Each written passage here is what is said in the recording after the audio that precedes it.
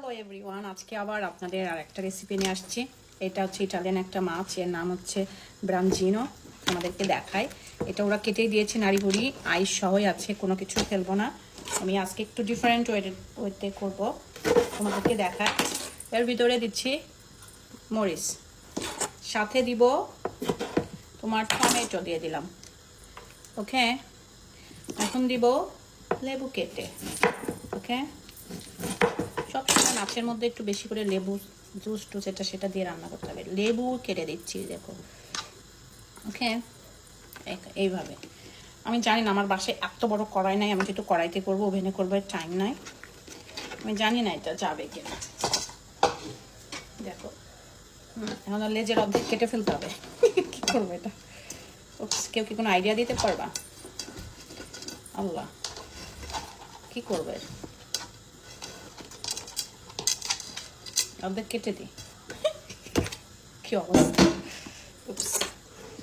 নাহলে মাছটা ভালো করে রান্না হবে না। এখান থেকে কেটে দিই।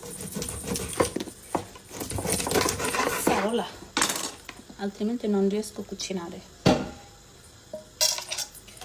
এই যে এইভাবে রান্না হবে।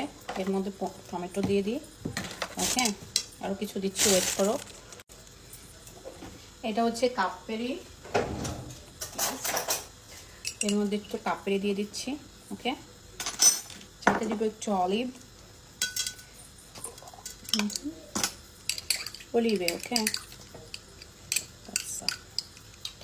basta.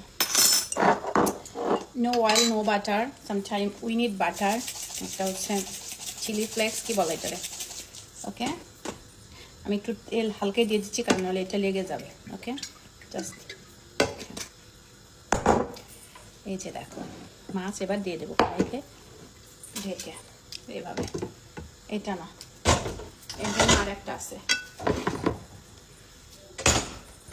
আর তোমাদেরকে দেখাই সাথে এটা, এই যে এটা হচ্ছে চিংড়ি মতো বম। আজকে আমার বাসায় একজন গেস্ট আসবে, ইটালিয়ান গেস্ট, তার জন্য এত আয়োজন। আরও কিছু রান্না হচ্ছে, এটা পরে দেখাচ্ছি। ওকে, মাছ এই যে হচ্ছে, আমি এর মধ্যে কিছু রুকোলা দিয়ে দিচ্ছি। দেখো, এটা হয়ে যাবে। এই যে আমি রাইস করছি, রাইসটাও হয়ে গেছে। আমি এর মধ্যে একটু ইটালিয়ান আমার যেমন মিক্সড মশলা এটা দিলাম, একটু অলিভ। ওকে, পরে এই যে মাছ রান্না করেছি, হালকা একটু এর মধ্যে এগুলো দিয়ে দিই। কয়েকটা চিংড়ি মাছ এর মধ্যে দিয়ে দিলাম, বেশি না, জাস্ট ফ্লেভারের জন্য।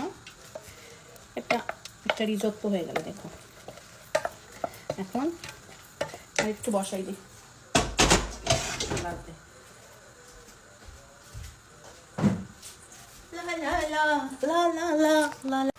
এই যে রাইসটা দেখো, চিংড়ি মাছ দিয়ে এর মধ্যে একটু প্রেসেমোলো দিয়ে দিলাম, এক্সট্রা একটা ফ্লেভার আসবে। এত টাইম ওয়েস্ট করে তো লাভ নেই, সুন্দর খাবার অল্প সময় হয়ে যাবে। চিংড়ি মাছগুলো দেখো, চিংড়ি মাছ ভাজি হয়েছে। যখন রিজোত্তো রান্না করতে হয়, প্রচুর পরিমাণে এভাবে নাড়তে হয়, দেখছো। এখন আমার মাছটা দেখাই। এই যে মাছ হয়ে গিয়েছে, দেখো,